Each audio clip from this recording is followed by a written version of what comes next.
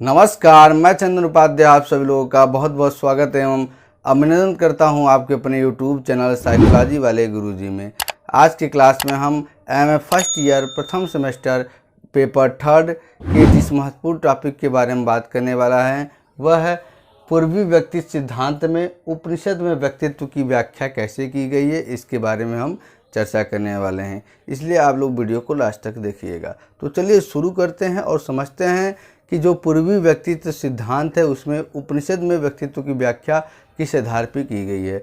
अभी तक आपने जो भी सिद्धांत पढ़ा, चाहे वो फ्रायड का हो, चाहे वो एरिक एरिक्सन का हो, चाहे एरिक फ्रोम का हो, चाहे सुलिवान को हो, चाहे किरण हार्नी का, ये सभी सिद्धांत क्या है, यूरोप अमेरिका के थे या तो पश्चिमी देशों के थे। ठीक है, इसलिए इन्हें पश्चिमी सिद्धांत भी कहा जाता है।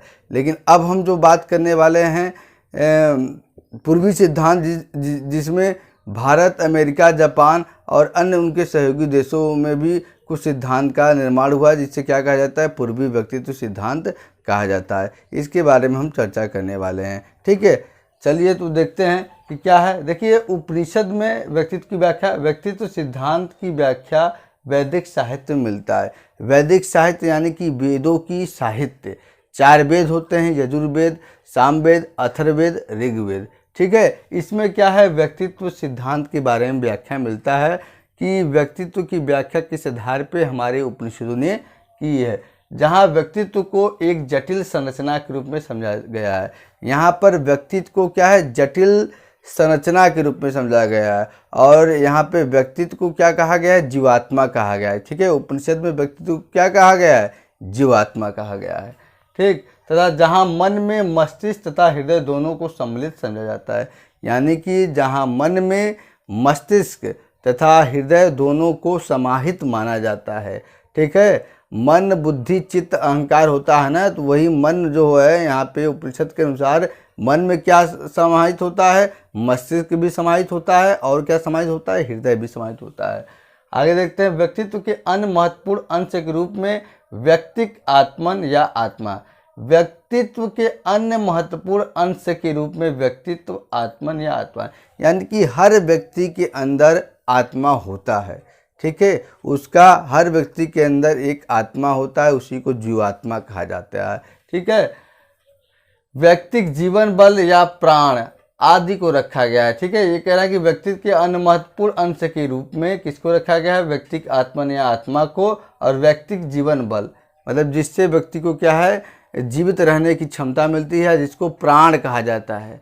कहते नहीं लोग कि प्राण पखेरु उड़ गया। ठीक है, उसी के बारे में मतलब कहा गया है। ये कह रहा है कि उपनिषद में व्यक्तित्व की व्याख्या कैसे की गई है। यहाँ क्या कहा गया कि मन में मस्तिष्क तथा हृदय दोनों सम्मिलित होता है। इसके साथ ही साथ इसमें क्या है, व्यक्तिक आत्मन को आत्मा कहा गया है, और जीवन बल या प्राण, इस सभी को उपनिषद में व्यक्तित्व की व्याख्या में समाहित किया गया है। आगे देखते हैं, उपनिषद में आत्मा या आत्मन को ब्रह्मा। ठीक है, उपनिषद में आत्मा या आत्मा क्या होता है, कहा जाता है ब्रह्मा। ठीक है, और ब्रह्मा क्या होता है, सार्वत्रिक मतलब कि यूनिवर्सल, सभी जहाँ विद्यमान होते हैं चेतन या पुरुष के रूप में। ठीक है, के समतुल्य, के संप्रत्यय के तुल्य माना गया है। भोजन अर्थात अन्नम को जीवन, आत्मन तथा व्यक्तित्व का सार्थक है। ठीक है, भोजन को यानी कि जो अन्नम होता है, भोजन होता है, इसको क्या है, आत्मन यानी कि आत्मा तथा व्यक्तित्व का सार तत्व माना गया है। यानी कि देखिए, कोई भी काम आप तब करेंगे, कुछ भी करेंगे, जब तक आपका शरीर में एनर्जी रहेगी। और एनर्जी कैसे मिलती है, एनर्जी हमें भोजन करने से मिलती है। ठीक है, इसलिए जो भोजन है, भोजन क्या है, आत्मा और व्यक्तित्व का सार तत्व कहा गया है। ठीक है, कहा जाता है ना हमारे यहाँ कि भूखे बिन होई न भूखे होई न जब माला, इसे कहा जाता है ना। ठीक है, तो अब देखिए, आगे देखिए, उपनिषद के अनुसार आत्मा की कोई गुण या विशेषता नहीं होती है। आवाज़, स्पर्श, रंग, स्वाद एवं गंध आदि से परे होता है, इसलिए इसका ज्ञानेंद्रिय द्वारा प्रदर्शन नहीं किया जाता है। आत्मा एक आधारभूत सत्य होता है जो सभी बंधनों से मुक्त होता है। ठीक, यानी कहने के तात्पर्य यह है कि जो आत्मा होता है वो क्या होता है, उपनिषद कहता है कि आत्मा की कोई गुण या कोई विशेषता नहीं होती है। इसे हम क्या नहीं कर सकते, इससे हम आवाज़ से, स्पर्श से, रंग से, स्वाद से एवं गंध, इन सभी से आत्मा क्या है, परे होता है। ठीक है, इसलिए इसका ज्ञानेंद्रियां 5 ज्ञानेंद्रियां है, आँख, कान, नाक, जीवा, त्वचा। इसके द्वारा इसको हम देख नहीं सकते हैं। ठीक है, इसको समझ नहीं सकते हैं। आत्मा एक आधारभूत सत्य होता है, यानी कि आत्मा आपके शरीर का एक बेसिक एलिमेंट है। अगर आपका शरीर रहेगा, अगर उससे आत्मा निकल जाएगा तो आपका शरीर किसी काम का नहीं रहेगा। तो आत्मा क्या है, आपके शरीर में एक ज्योति की तरह है। जब तक ज्योति रहता है तब तक आपका शरीर पूरा प्रकाशमान रहता है और काम करता है। जैसे ही ज्योति आपके आत्मा से बाहर निकल जाता है, आपका शरीर क्या है, बिना काम का, या तो शरीर आपका अंधकार रूप हो जाता है। ठीक, और ये कह रहा है कि आत्मा जो सभी बंधनों से मुक्त होता है। आत्मा क्या होता है, समय, स्थान, देश, काल इत्यादि सभी बंधनों से आत्मा परे होता है। आत्मा का अनुभव मनन या चिंतन द्वारा किया जा सकता है। जो विद्वान लोग होते हैं, जो संत लोग होते हैं, वो क्या है, अपने अंदर की आत्मा को भजन द्वारा, मनन द्वारा, चिंतन द्वारा, अपने योग के पावर के द्वारा क्या करते हैं, उसका अनुभव करते हैं और फिर आत्मा का परमात्मा से वो क्या है, कनेक्शन करते हैं। ठीक, चेतना या पुरुष के विभिन्न अवस्थाओं को कोष कहा जाता है। ठीक है, चेतना या पुरुष, यहाँ ब्रह्मा देखिए क्या क्या गया उपनिषद में, आत्मा या आत्मा क्या गया, ब्रह्मा कहा गया है। ठीक है, ब्रह्मा मतलब क्या होता है, चेतना या पुरुष होता है, जो सभी जहाँ विद्वान होता है। और यही चेतना या पुरुष क्या, विभिन्न अवस्थाओं से वो क्या, विभिन्न अवस्थाओं का आवरण उसके चारों तरफ होता है। इसी को क्या कहा जाता है, कोष कहा जाता है। ठीक है, उपनिषद चिंतकों द्वारा 5 तरह के कोषों को बतलाया गया है। ठीक, पहला है अन्नमय कोष। इसमें अन्नमय यानी कि अन्न से संबंधित, इसमें दैहिक शरीर तथा ज्ञानेंद्रिय सम्मिलित होता है। यानी कि इसमें आपका जो शरीर है पूरा, वो तथा जो 5 ज्ञानेंद्रियां होती है वो सम्मिलित होता है। यह आत्मा का बाह्य आवरण या जैव दैहिक आवरण होता है। यानी कि यह आत्मा का क्या होता है, मान लीजिए यहाँ पे सोल है तो इसका क्या है, एकदम बाह्य आवरण क्या होता है, ये अन्नमय कोष होता है। और अन्य सभी सूक्ष्म तहों के लिए अल्पकालिक पर्दा का काम करता है। और जो इसके अंदर तह आएंगे उस सभी के लिए क्या काम करता है, वो जैसे कान के पर्दा किस लिए लगा रहता है, बाहर से जो गंदगी आता है उसको क्या है, अंदर न जाने पाए, इसलिए कान का पर्दा लगा रहता है। ठीक उसी प्रकार से ये जो अन्नमय कोष है एक बाहरी आवरण की तरह काम करता है कि बाहर से जो बाधाएं उस परमात्मा से मिलने में रुकावटें आ रही हैं उसको क्या है, वो रोकता है। ठीक,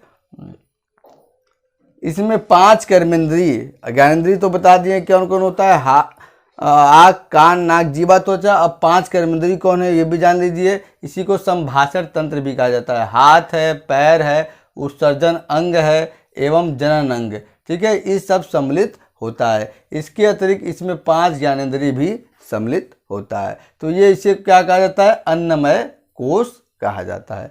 दूसरा हमारा कोष है प्राणमय कोष। व्यक्ति के जीवन को बनाए रखने के वाले 5 जैविक बल अर्थात वायु, आग, जल, पृथ्वी तथा आकाश इसमें सम्मिलित होते हैं।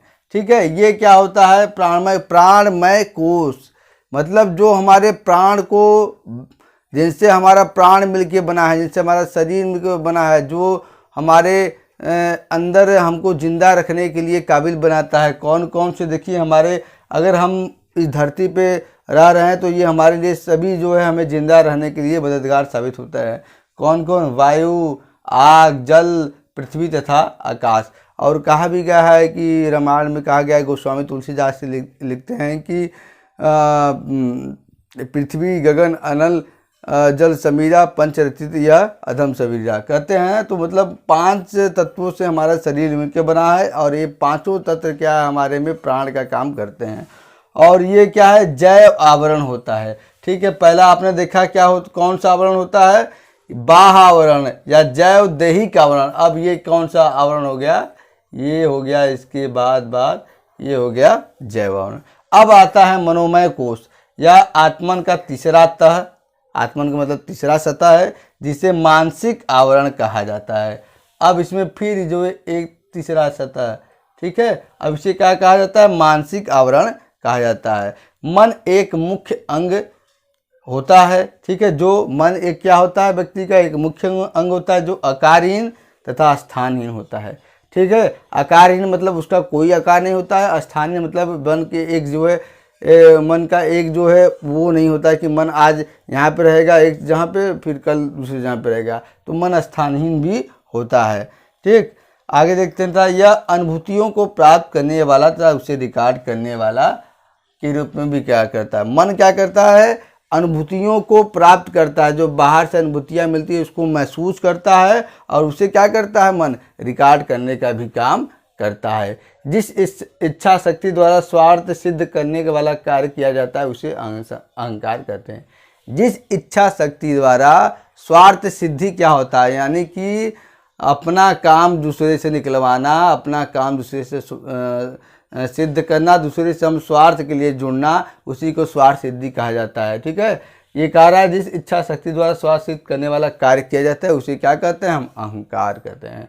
अब हम चौथे कोष पे आते हैं जिसे विज्ञानमय कोष कहते हैं। आत्मन का यह बौद्धिक आवरण होता है। ठीक है, ये अब इसमें ये क्या है, बौद्धिक आवरण है। ठीक, मान लीजिए ये बिंदी क्या है, सोल है, एक इसमें और था। ठीक, या फिर ये क्या है, बौद्धिक आवरण है।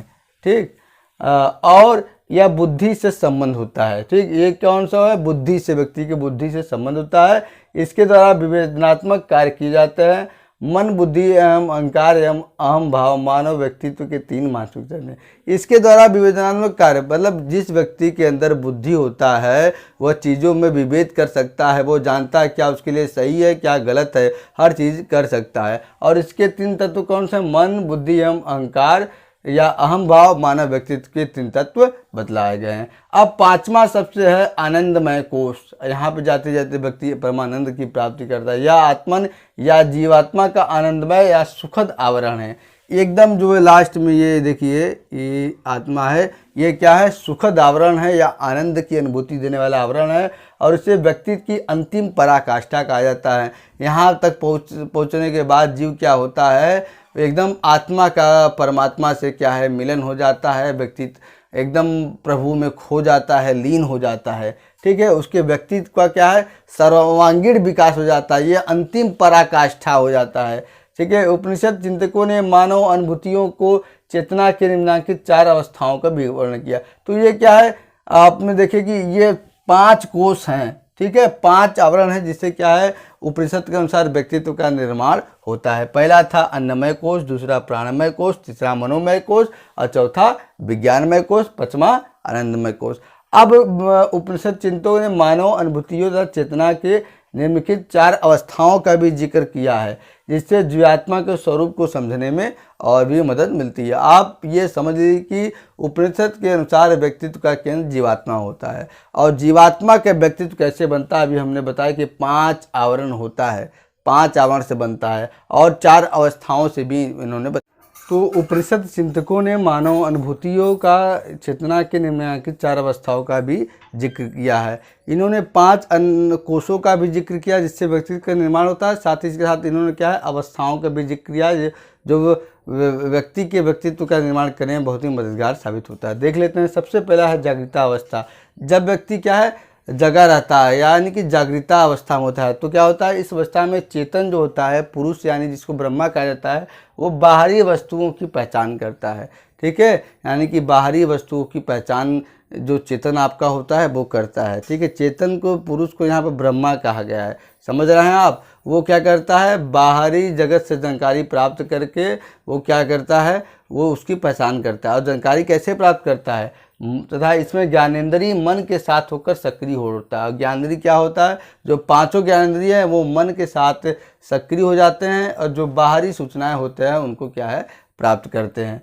मन बाह्य ज्ञानेंद्रिय द्वारा, जो बाहरी ज्ञानेंद्रियाँ कौन कौन से, आँख, कान, नाक, जीवा, त्वचा, इसके द्वारा बाहरी उद्दीपकों के बारे में सूचना प्राप्त करती है।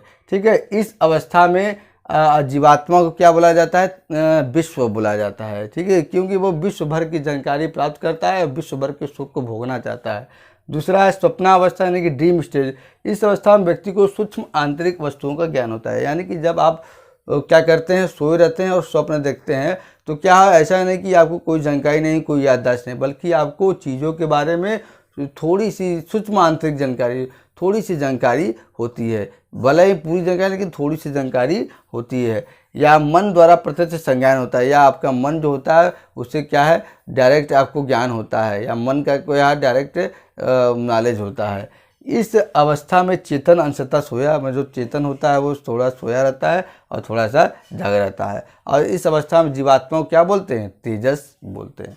अब आती है गहरी निद्रा अवस्था, स्टेट ऑफ डीप ड्रीम। इस अवस्था में सभी अनुभूतियाँ आंतरिक आत्मन तथा शारीरिक आत्मन दोनों से मिल जाते हैं। इस अवस्था में जितनी भी व्यक्ति को एक्सपीरियंसेस या अनुभूतियाँ होती है वह व्यक्ति के आत्मा से और सभी जहाँ विद्यमान होने वाली उस परम आत्मा से क्या है मिल जाती है, और इसलिए इस अवस्था को क्या कहा जाता है, परमानंद की अवस्था बोला जाता है, जहाँ कोई ना इच्छा रहता है, ना कोई मोह, ना कोई लोभ, ना कोई डाह, ना कोई इच्छा, बस क्या होता है कि वो परमात्मा के आनंद में क्या होता है वो लीन होता है और उसी में वो क्या है मगन होता है। पांचवा है तुरीयावस्था। यह पूर्ण एवं अपरिवर्तित अवस्था होती है, सचमुच में आत्म अनुभूति की अवस्था होती है। इस अवस्था में जीवात्मा को आत्मा बोला जाता है। ठीक है। गहरी निद्रा अवस्था में जीवात्मा को क्या बोला जाता है, प्रज्ञा, यानी व्यक्ति को ज्ञान हो गया, उसको अंतर्चक्षु प्राप्त हो गया। ठीक है। और तुरीयावस्था में क्या व्यक्ति होता है, वो एक पूर्ण व्यक्तित्व वाला व्यक्ति बन जाता है जब परमात्मा से मिल जाता है, और उसका जो व्यवहार होता है अपरिवर्तनशील होता है। और साथ ही साथ इसमें क्या है, व्यक्ति को आत्मज्ञान की प्राप्ति होती है, और इस अवस्था में जीवात्मा को क्या बोला जाता है, आत्मा बोला जाता है। तो आज की क्लास में आपने देखा कि जो व्यक्तित्व का पूर्वी सिद्धांत है उसके अंतर्गत उपनिषद में व्यक्तित्व की व्याख्या कैसे की गई है इसके बारे में डिटेल में हमने आपको समझाने की कोशिश की। तो आज की क्लास में इतना ही, मिलते हैं अपने अगले क्लास में किसी अन्य टॉपिक के साथ। तब तक के लिए आपका बहुत बहुत धन्यवाद।